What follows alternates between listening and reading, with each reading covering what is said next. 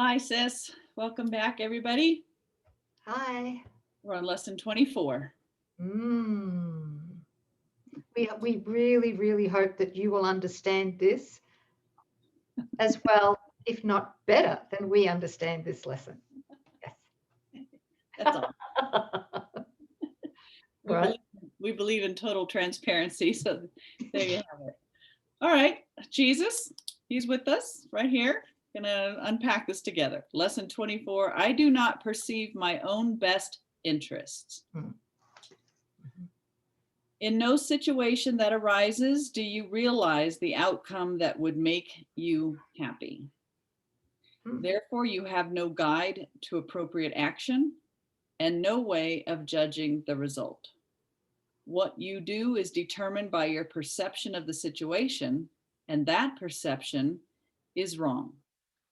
It is inevitable then that you will not serve your own best interests, yet they are your only goal in any situation which is correctly perceived. So our best interests are really the only goal in any situation which is correctly perceived.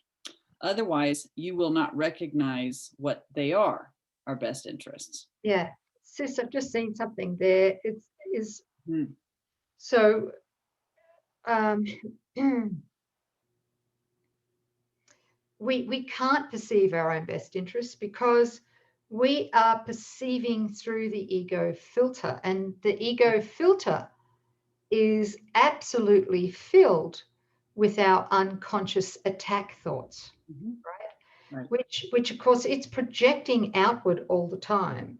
Mhm. So it certainly doesn't want our own best interests. It wants us to acquire guilt, sabotage, self-attack in myriad forms. Yes. Um, by just following what it tells us the actual situation or person is for. I think what would be helpful here is just to remind us all that as soon as we think independently apart from Holy Spirit, as soon as we think we know our own best interests, it's got to be the ego mm, um, interpretation Mm. and not a fact. We're so sure through the ego that we are seeing facts everywhere. Well, Mhm. we're not. We're seeing lies everywhere, Mhm. right? Do you want to add to that? Yeah, well, just as long as we believe that we are the separate self using an ego thought system, remember that's the substitute for the mind of God, and everything that it sees is meaningless. It's not out there. It's a projection from the mind, from the ego thought system of the guilt, the state of guilt and fear. That's the foundation of the ego thought system. So, how can we make meaning of the meaningless? And that's exactly what the ego is attempting to do. It's to see its own projection and then decide based on its past what the images mean. It's given them definition, it's given them value, and then it decides what it needs to do in response to those images based on its own definition. So you can see that there's just layers of meaninglessness compounded upon each other, but it's the ego that's seeing, which can't see. It's the ego that's hearing, which can't hear. It's just trying to make sense out of meaninglessness. So the truth of this would be that while we're hooked into the ego and believing what it's trying to show us, Mhm. we're actually in that closed circuit Yes. paradigm, Mhm. right? Right. That's Right. why we need something else with a Yeah. capital E to Mhm. break out of it. Yeah. And I think that's what this exercise is doing, is starting to loosen our mind out of that circular loop of projection, attack thoughts coming in, that I'm defending myself, I'm projecting more guilt, and I'm relating to my images, and then I'm defending myself. Wow. Okay. And all the while that one doesn't exist. Yeah. Okay. So yeah, this is great. Are we ready to move on to the next paragraph? Yes. So we don't know what our best interests are because we don't know what anything means. It's all meaningless. Okay. If you realized that you do not perceive your own best interests, you could be taught what they are. But in the presence of your conviction that you do know what they are, you cannot learn. The idea for today is a beginning step in opening your mind so that learning can begin. So we just have to loosen our grasp on what we think we know in order to be taught by the Holy Spirit. The exercises for today require much more honesty than you are accustomed to using. A few subjects, honestly and carefully considered in each of the 5 practice periods which should be undertaken today, will be more helpful than a more cursory examination of a large number. 2 minutes are suggested for each of the mind-searching periods which the exercises involve. So a thorough examination of a couple or 2 or 3 is best. The practice periods begin with repeating today's idea, I do not perceive my own best interests, followed by searching the mind with eyes closed for unresolved situations about which you are currently concerned. The emphasis should be on uncovering the outcome you, the ego, wants. You will quickly realize that you have a number of goals in mind as part of the desired outcome, and also that these goals are on different levels and often conflict. Name each situation that occurs to you and enumerate carefully as many goals as possible that you would like to be met in its resolution. The form of each application should be roughly as follows. In in the situation involving fill in the blank, some unresolved situation in your life. In that situation, I would like blank to happen and blank to happen and so on. So we're coming up with our what we think would solve the problem, what we'd like to see the outcome be. Try to cover as many different kinds of outcomes as may honestly occur to you, even if some of them do not appear to you to be directly related to the situation or even to be inherent in it at all. I thought that was peculiar to add that, even to be inherent in it at all. Okay, so this is like let the ego rip time.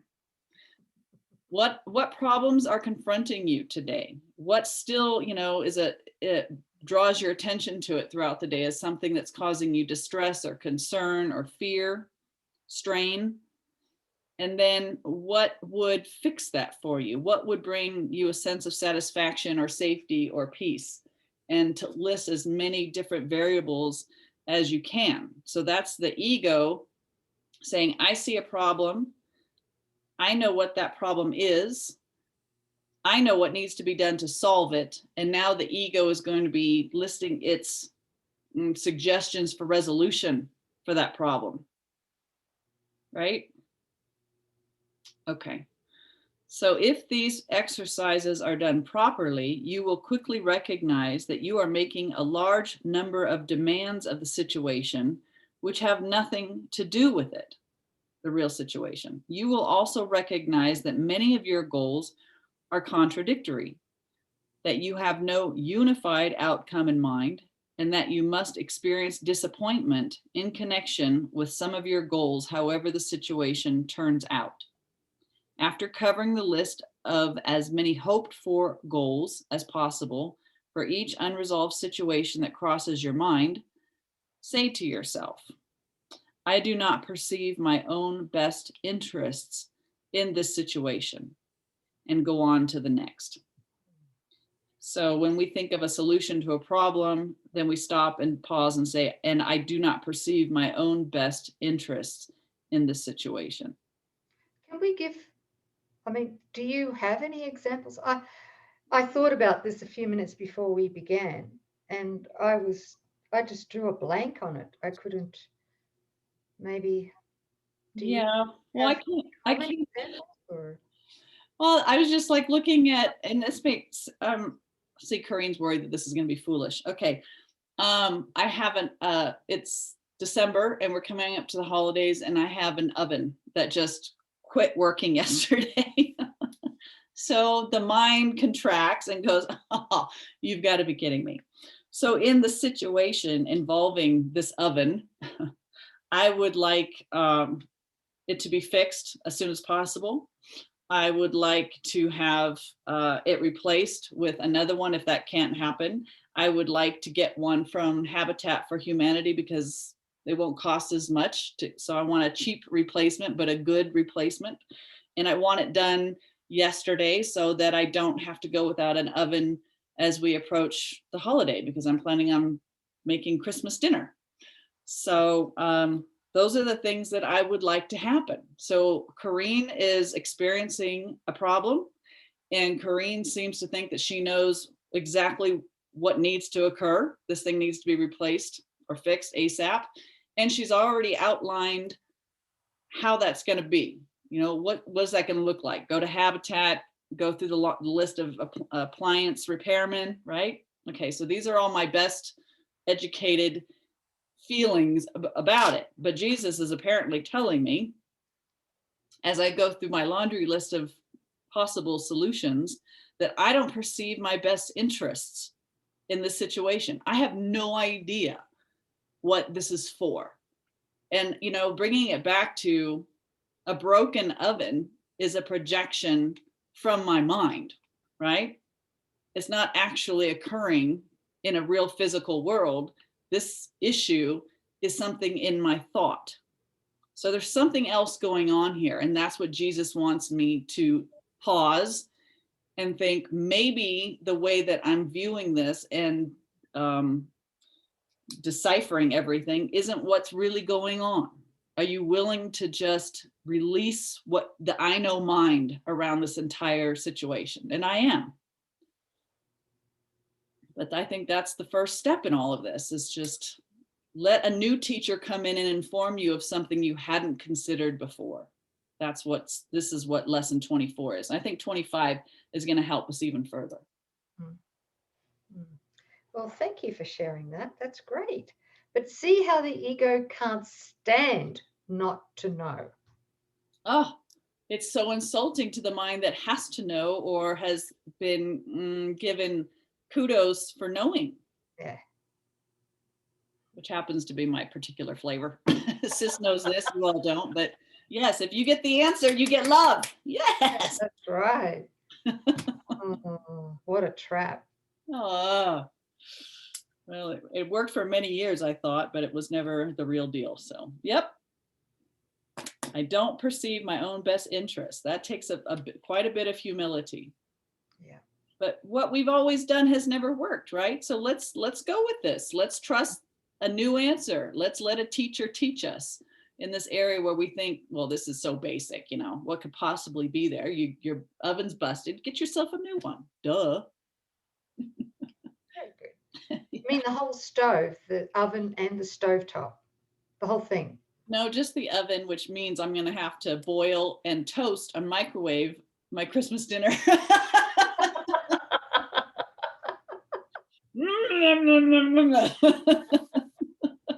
So much for prime rib. Okay. Yeah, right. All right, you guys. So let's see what he says next. That's lesson 24, right?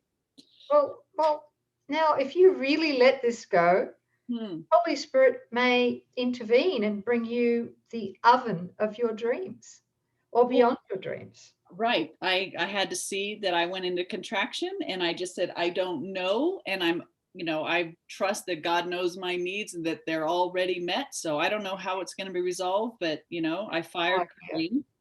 Yeah. Who knows? Oh, okay. Isn't that exciting? Okay. All right, you guys. We'll see you next time. That was 24. I do not perceive my own best interests. Okay. Thanks, sis.